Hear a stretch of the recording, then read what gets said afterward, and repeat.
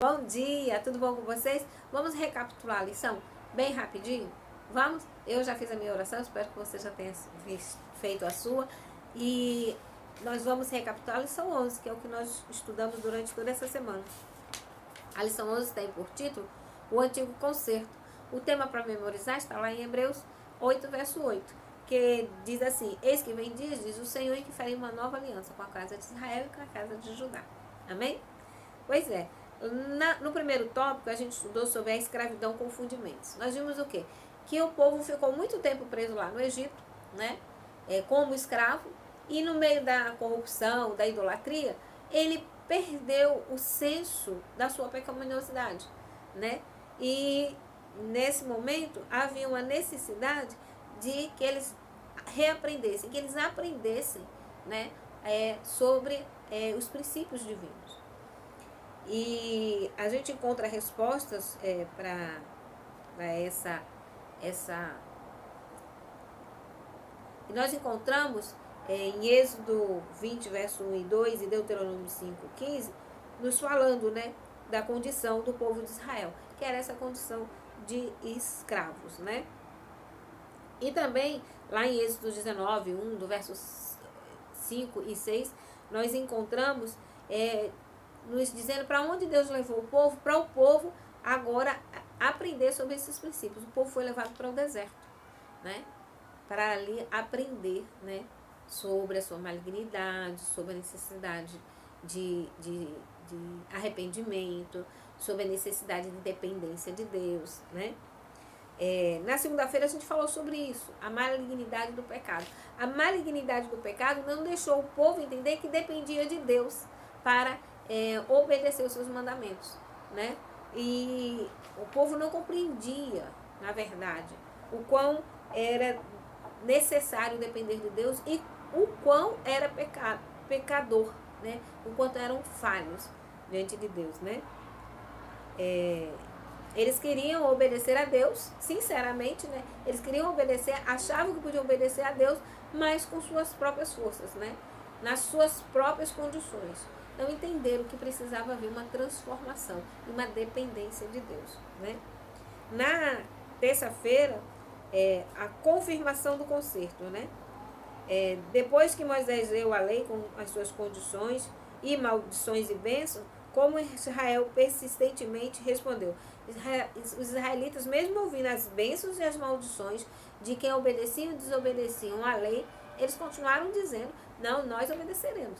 Ainda não haviam compreendido a malignidade, né? O pecado, né? E a necessidade da dependência de Cristo. E Moisés, né, mostrou ao povo, né, como era importante aquilo que eles estavam dizendo, como aquela resposta deles era solene. Ele fez o quê? Moisés fez um sacrifício, né, de expiação, e ele jogou parte do sangue sobre o povo, né, selando ali aquele concerto, né? Ali o povo recebeu as condições do concerto, fizeram um pacto solene com Deus, simbolizando a aliança feita entre Deus e todo crente em Jesus Cristo. As condições foram claramente apresentadas ao povo. Não receberam a permissão para interpretá-la mal. Quando se exigiu deles que decidissem se concordariam com todas as condições dadas, consentiram unânimes em obedecer a todas as obrigações. Já haviam concordado em obedecer os mandamentos de Deus. Os princípios da lei foram agora particularizados, visando que pudessem saber o quanto estavam envolvidos no concerto a obedecer à lei. E aceitaram os detalhes minuciosamente definidos da lei. Pronto. Não tinha mais dúvida. Foi minuciosamente mostrado a solenidade de guardar a lei de Deus. E eles concordaram novamente. E aí estava selado esse pacto. E o que acontece? Na quarta-feira a gente descobre que foi toda uma geração perdida. Aquela geração que não entendeu a pecaminosidade, mas de pronto disse que obedeceria à lei, mesmo a lei tendo sido explicada nas suas minúcias, tanto maldição quanto bênçãos, eles continuaram, mas não se entregaram a Deus, não buscaram o poder divino para obedecer essa lei. E todo o tempo foram desobedientes às leis de Deus.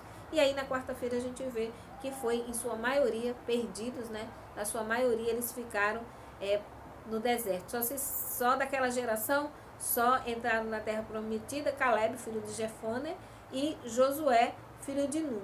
Você encontra essas respostas lá em Números capítulo 26, versos 63 e 65, né? E a gente descobre também que no Antigo Concerto o problema estava com o povo, né? Que não buscou dependência total de Cristo para obedecer a sua lei, né? E aí a gente chega na quinta-feira que a gente viu que foi necessário um novo concerto, né? E dessa vez o concerto foi feito de uma maneira diferente. Um concerto que nos traz esperança total em Jesus, né? O texto que a gente tem, o texto que eu achei lindo, da pergunta A, diz assim: a fé em Cristo torna possível a obediência a todo o princípio da lei. O espírito de escravidão é gerado quando se busca viver de acordo com uma religião legalista, quando se luta para cumprir os reclamos da lei em nossa própria força. Só há esperança para nós quando nos colocamos sobre o concerto abraâmico, que é o pacto da graça pela fé em Cristo Jesus. Ou seja, somente em Cristo Jesus, pela fé em Cristo Jesus, é que nós conseguimos guardar a lei de Deus. Que Deus abençoe você, que você possa compreender, meu irmão, minha irmã, que a lei de Deus é vigente. Ela é eterna, ela não vai acabar. Ela é eterna.